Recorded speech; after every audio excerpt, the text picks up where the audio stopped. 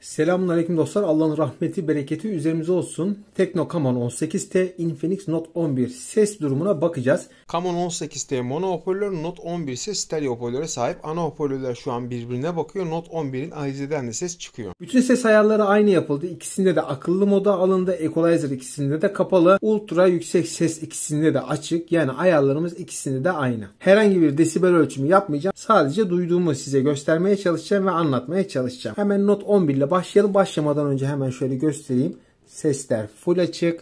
Bunun sesi de şuradan full açık vaziyette. Hadi Note 11 ile başlayalım.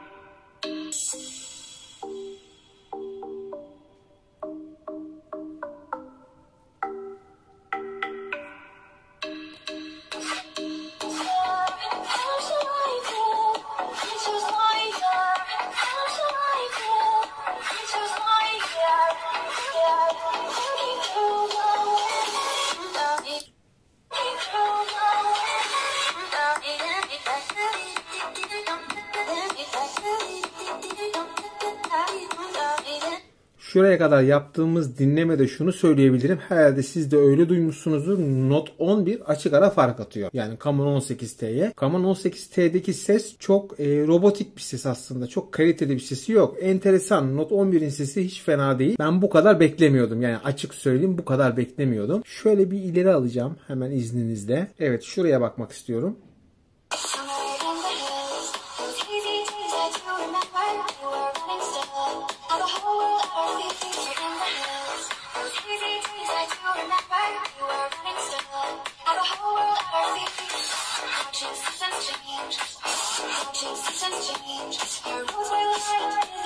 Yok, arada gerçekten büyük fark var. Kesinlikle ve kesinlikle Note 11 çok daha iyi. Şimdi iPhone 13 Pro Max'te bir deneme yapmak istiyorum Note 11'i. Tabii ki iPhone 13 Pro Max'te bu kıyaslanacak bir cihaz değil ama hani iPhone 13 Pro Max 10 puansa bu kaç puan alabilir? Onun seviyesini size gösterebilmek adına 13 Pro Max'i kullanacağım. Evet, şu an iPhone 13 Pro Max'i getirdim. Hemen ses olayını da göstereyim. Sesimiz maksimum açık vaziyette. Gene Note 11 ile başlıyorum.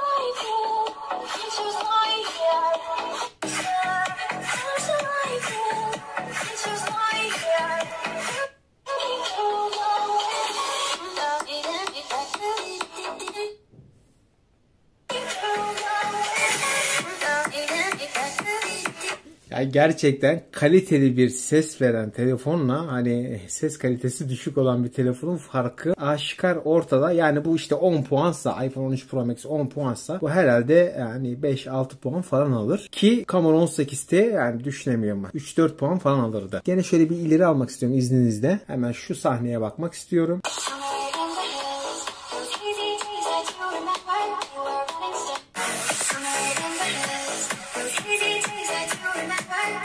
Gerçekten acayip fark var. 10 puan, 5 puan diyelim biz buna. 10 puan, 5 puan. Camon 18T'ye de 3 puan diyelim. Hocam amma gömdün Camon 18T'yi diyeceksiniz. Hani puanlama yapacak olursak diye diyoruz. Umarım siz de kaydedilen seslerden bu farkı anlamışsınızdır. Evet dostlar, Note 11'in sesi Camon 18T'den çok daha iyi bir ses veriyor. Zaten 13 Pro Max'i hani o başka bir dünyada takılıyor. Durum bu. Umarım yardımcı bir içerik olmuştur. Kendinize dikkat edin. Allah'a emanet olun. Hoşçakalın.